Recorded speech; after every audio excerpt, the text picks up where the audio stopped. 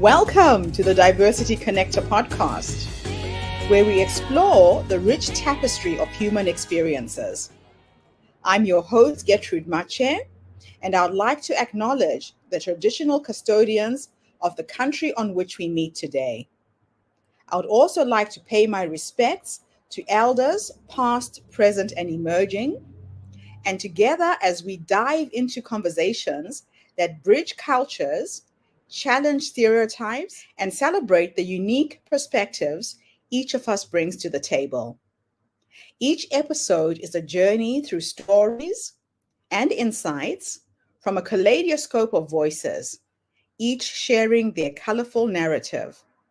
Whether you're at home, on the go, or just anywhere in between, you're now part of a community that values understanding, inclusivity, and the beauty of diversity. So plug in your headphones, get comfortable, and let's connect through the power of our shared stories. Welcome, and thank you for joining us on the Diversity Connector podcast. Hello, everybody, and welcome back to the Diversity Connector. This is Gertrude Mache here in beautiful Melbourne, Australia. And today I am graced with the presence of yet another fascinating guest. Welcome, welcome, welcome to our tribe. Please tell everybody your full name, where you're based, and share your story with us today.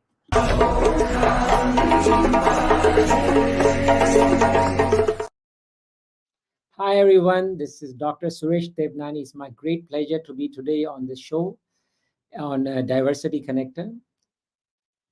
My journey started from, like anybody else's, I went from all the luxuries, having it all, to feeling incomplete. I even wanted to kill myself, having a perfect family with beautiful children. Yet at 28, I wanted to kill myself. I got married young. I got married at 20, and I had my first child 3 or 4 years after that. And honest truth is, even having everything, a successful business, having a beautiful family together with me, I still felt incomplete. Like I had no purpose, no reason to be alive. Yet, thanks to my family support, who encouraged me to go on a journey to find myself, find my true calling. And that's what I did. I started by traveling to India, where I've heard great things about from my grandparents, who told me answers to all your questions lie there.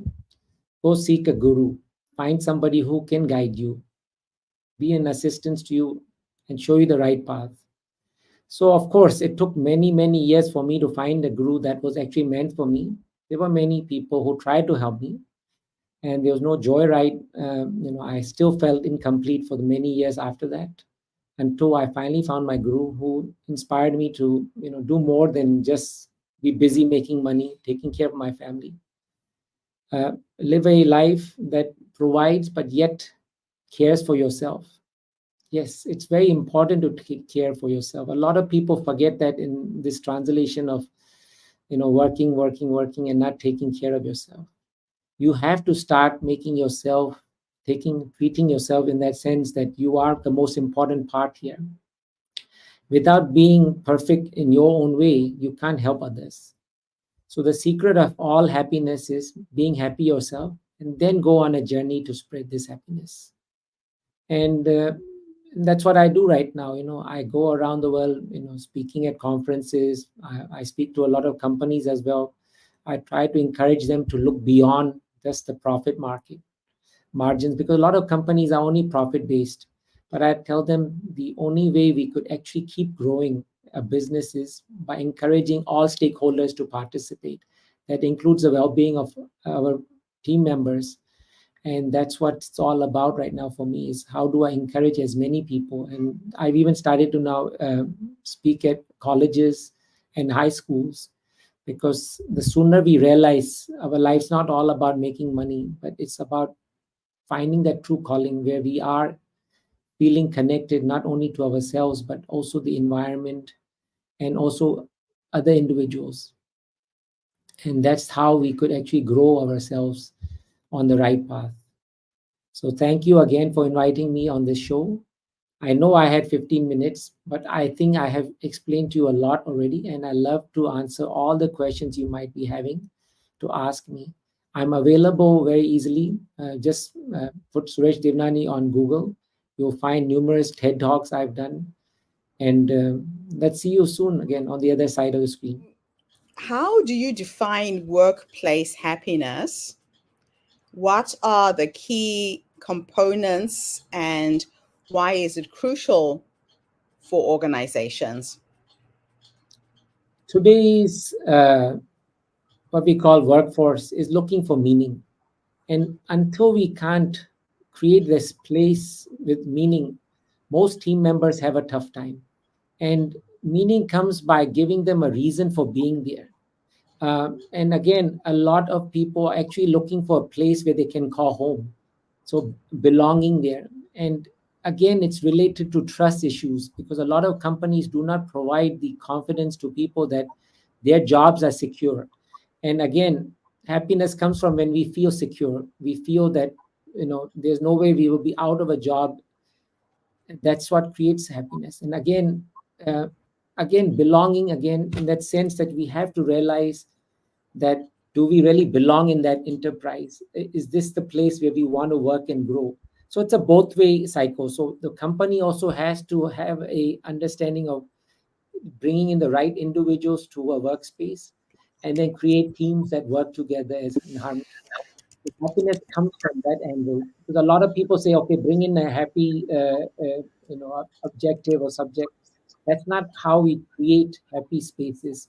Happy spaces need to be created by like-minded people. So again, management has to be in the same sync with the people that are working there, and the calling, the reasoning, the purpose should be similar. Of course, most businesses are started for making a profit, but then what is the outcome after profits? What are we going to do with this income? Is it just going to be purely placed back into everybody, all stakeholders stake, or are we actually going to give back to society, or are we going to incorporate other ideals like participate in activities that will encourage us to even work in teams? So that's where I come about. I generally like to find out exactly why a company is not feeling complete or happy, and then looking at how we could fix those minor issues. But then there are many companies who can't be happy because their space is so toxic. There's really no way to change that. It's all about who will succeed, who will be the manager, who will be the next leader in there. And those companies are not really meant to become happy spaces. It's all about competition and growing in that form. So, in your view, how does diversity and inclusion in the workplace contribute to the overall happiness and productivity? I feel it's crucial in spaces today because as we have a multiple age and multiple cultural workforce in major countries like how you are coming from Australia, US, Canada, Europe, where team members are coming from all around the world. And again, at different age levels, it is crucial today to understand and try to incorporate everyone into a space. And I believe the only way to do this is allowing people to have an open voice, allowing people to be able to share their ideas and ideals, and then trying to work around these ideals and ideas and making this company. See, I believe only a company can grow today if it is creative and it's also inspiring space to work in, because no company or business can continue doing the same thing forever. Look at why Google, why Amazon, why these other businesses are growing is because they are able to inspire their teams to do new things. And when there's an open communication channel allowed, actually great ideas come out. So even a guy who might be a junior, he's able to speak up to a senior who might be able to use this idea to make great things out of it. Mm. So, one of your talking points is burnout in the workplace. What are your top strategies for organizations to prevent and address employee burnout? It's best to have somebody in a company or actually outsourced to be there to listen to people who are facing challenges, who are feeling stressed. That's the starting point. and then maybe having monthly surveys to find out how people are handling their work pressures. That's how I would like to do it in most companies. But second thing is, again, having a place where people could come and speak openly, and this should be a place of non-judgmental, where even colleagues can share. Because what happens is, of course, it's a very common thing that if we do share about feeling stressed or feeling burned out with our team members, they might judge us, or they might even share it with their manager and say, hey, this person is not playing along the game that we are playing. So we need to be able to have an open space which is non-judgmental, where we are allowed to speak out our problems and stresses. And sometimes burnout is not caused just because of workspace. It could be due to home space that we are going through, maybe a Mm. broken marriage or a divorce that's happening, or maybe children are giving pressure onto the parents. So these things have to be viewed. Not only that workspace is where the stress comes from, stress could come back from home as well. So these challenges have to be listened to, and a solution should be provided as soon as possible, because Mm. burnout can lead to depression, and that's even difficult to handle. Yeah. So, what role do you believe leadership plays in fostering a culture of happiness and well being in the workplace? I believe a workspace culture should be based purely on open communication, Hmm. whereas everyone's allowed, and maybe a daily meeting might be too much, but weekly meetings are always encouraged, where they're not talking about work but actually about person's well-being, where we are talking openly about how we have handled the week and what kind of things could we like to see changed at workspace or in our lives. So in a way, like an accountability group works well for us with Hmm. our teams. And whereas we have a buddy system where we actually have somebody who's looking after our well-being as well. And then that system could meet weekly or monthly to discuss openly, like the challenges that are being faced by employees or team members. That works. Hmm. And then again, I don't believe companies can be happy spaces, but they should be open spaces where, as I said earlier, communication should be open in the sense that everybody's allowed to put their 5 cents out there, and have somebody able to say, yes, this works and we can incorporate, or this doesn't work, but we can encourage you to do this. This will help you. And again, bringing in well-being coaches and trainers into workspaces, maybe monthly, who could actually guide you on how to lessen the stress, how to work more efficiently at spaces in that sense. But it's not about working 18 hours. It's about how to work 12 hours or 8 hours, but diligently. That's what's important in today's time, I believe. Using that time to maximize the productivity versus having a lot of time when the productivity is not there. So, having worked with global companies and clients across different cultures, what unique challenges and opportunities do you see in implementing happiness and well being strategies worldwide? So the main difficulty comes if, especially on old, mature companies with a large workforce. Again, senior management is not willing to bend or change their rules or settings, and that becomes a challenge for most companies. But I Mm. believe the easiest ones to incorporate are these new startups, companies of about 100 to 200 employees maximum, who are on the same uh, wavelength, where they're all there to grow the company because they are shareholders as well.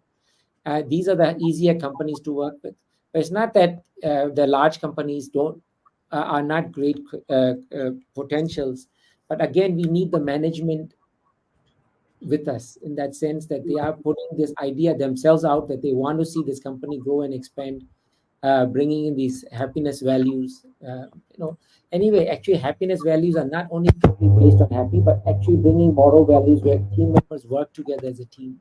It's not about just bringing in people jump around doing jumping jacks or exercise at workspace, or creating a peace room, but it's more like bringing the ideals about happiness and how we could share and spread this happiness amongst everyone at the company. Mm. Now, with the rise of virtual work environments, what new challenges and opportunities have emerged in maintaining workplace happiness and well being? So the challenge is simple. We human beings like human connection. And as Yeah. we go more virtual, as you have seen during COVID, most people fell into depression or burnout because honest truth is they did not have enough interaction. We all stuck at Yes. home with it. And you could see we were having virtual gatherings, team members gathering over wine and all that. So you could see that honest truth was not the best period. We need human connection as much as possible, and especially for those people who have what we call extended family at home, it supports Mm-hmm. them a lot. So I believe if you don't have a extended family at home, you should take the opportunity, find people at work who have similar um, viewpoints and who could be your support system. uh, Virtual friendship is not the best way. I know there is a certain age group that likes virtual connections, but they themselves have come to me and said, we also like to find ways of learning how to communicate. It's just their age has never learned because they've Mm. been using emojis and all that. And, even like my daughter falls in that group. She's 20 right now. So she says also, I would like to learn skills of how to better communicate with people, so we could actually be able to learn and also share our views. So, how do you measure the success of your programs and interventions in workplace happiness and well being? Usually, this is a long process, and I don't suggest companies to do evaluations at least before 6 to 12 months of implementation of ideas. And then Mm. again, look at how you can tweak these ideas, because after 6 months, you would probably hear feedback from people who are benefiting and those who don't benefit with the ideas. And then finding a common ground of how we could maximize the benefit for everyone that's in implementing these ideas. And what advice would you give HR professionals and business leaders who want to integrate happiness, well being, equity, inclusion in their organizational culture? I would suggest to them, be a good listener and stop making people live in the fear that they can get fired very easily. Build Mm. trust. Trust is crucial in today's enterprises, because a lot of people today are not willing to put the 100% because they're afraid if they did that they might be thrown out in a shorter period of time. So they s- implant smaller seeds and expect the HR to keep looking up and saying this person is an important part of the enterprise and we can't let go. So that's what's happening, I believe. See, even HR should look at more as being a human connection point. So becoming HR to network that way, because we cannot see people as resources. We need to see them as human potential or human something more than just people working there. And when people that are working there see HR as something more than just being a resource based department, they like to put more effort into it. They start Mm. feeling a deeper sense of belonging where they are willing to work longer hours, even not required. And I've seen that happening at schools and hospitals where people actually feel they're responsible in growing spaces, because then if they are pulled out of that equation, wouldn't the students not get the maximum benefit of the teacher teaching them? Or like doctors or nurses at hospitals who are actually even not respected in that sense or taken Mm. care of, but yet they feel a responsibility. So that's the responsibility comes when actually companies look after their employees and they see them as a proper benefit for the company, because no company can grow without having the right talent. So Mm. our talent must be respected and taken care of, and give them a reason that they should be looked after, that every morning they should be happy to come to work, and Yeah. stretch those hours even if needed to make sure their work is completed before they go home. So, looking ahead, what trends do you see in the areas of workplace happiness and well being, diversity, inclusion, and how should organization prepare for these changes? I see a future with more AI coming in, So there are a lot of beautiful applications available right now, which can be incorporated into a daily segment in the workplace happiness and well-being, where people could start with this app for 10 or 15 minutes every morning before they start work, to bring them on a good wavelength where their problems are lessened, if not calmed down, and then letting them work. And then again, there should be something called a de-stressor before they go home, because I believe if stress goes from work to home, it comes back in multiples of two in the morning. So we need to find of letting go of this stress before we actually allow our employees to go back home. So they go and really take time to connect with their family and de-stress, and then come back fresh in the morning, ready to work again. So this is the thing. And companies today are understanding that to get the most of the productivity, they must let go of the pressures that they are placed in the workspace. And what is happening also, the trend I felt is, as I said earlier, the buddy system is becoming a common, where you have a groups of fours and six and eights that are playing together, spending more time together, letting go of their things, and making this like a group, accountability group that they go back to even in weekends to spend time with families and all that. So even though they could share the problems that they're facing at work, but yet they have some avenue to release that energy. Yeah, yeah. Now, not everybody has the privilege of going on a quest to find their guru when they need to get some support, like you did. For those who are suffering with depression, struggling to find that joy and happiness, what three strategies would you recommend one could implement to overcome depression? The first one is to connect with nature. Spend as much time in the nature in the morning as possible. So wake up early in the morning, stare at the sun, recharge yourself. Uh, and then also the second one will be walking bare feet in the garden, or whenever possible, go hug a tree, because we all can use these. I know these ideals feel very awkward for some people, but helps you in grounding, because we all have energy that is being pressed into our body from all avenues. So it's best to get grounded. So this is how we can get grounded.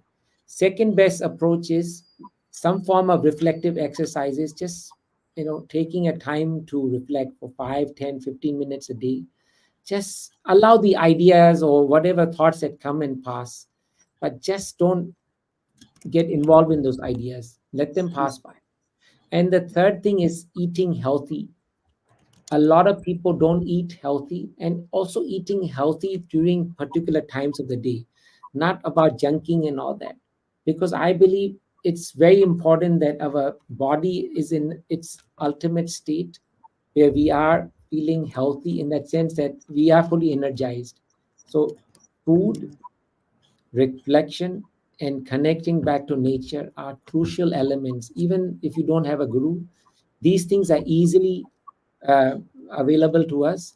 And as most of your audience is from Australia, it's very easily achievable. You have beautiful surroundings in Australia. You have very good organic food being grown, and easy to reflect. Just go sit at a beach, just stare at a tree, or if you can't find any of these things, just light a candle and stare at that for 5, 10, 15 minutes. You'll be surprised how calm or how in sync you will feel. It's always about finding that center. Thank you Exactly. so much for coming online today and gracing us with your presence, sharing your story and your knowledge. It's been an absolute honor talking to you today. Thank you for And, inviting me, Gertrude. and You are thank doing you an awesome job. to thank you. Thank you to everybody who's tuned in today. The Diversity Connector is bringing you people from all walks of life, sharing ideas, stories, methodologies, and ways that you can live a full and fulfilled life. So come back again tomorrow when I interview yet another interesting guest. And in the meantime, have a fantastic day, morning, or evening, wherever you are in the world. And bye for now. And that's a wrap, everybody. on today's episode of the Diversity Connector podcast. Thank you for tuning in and being part of our vibrant and global conversation. I'm your host, Gertrude Mache, and it's been an honor to share this space with you, where voices from all walks of life come together to weave a tapestry of diverse perspectives. Remember, every story you've heard today is a thread in the larger fabric of our shared humanity. So, as you step back into your world, carry these stories with you and let them inspire you to embrace and celebrate the rich diversity around us. Don't forget to subscribe, rate, and review our podcast to help us share these inspiring stories with more listeners. Do follow us on social media by looking for the Diversity Connector podcast for more updates. Until then, keep connecting, keep listening, and keep celebrating the beauty of diversity. This is the Diversity Connector podcast signing off. Stay curious, stay open,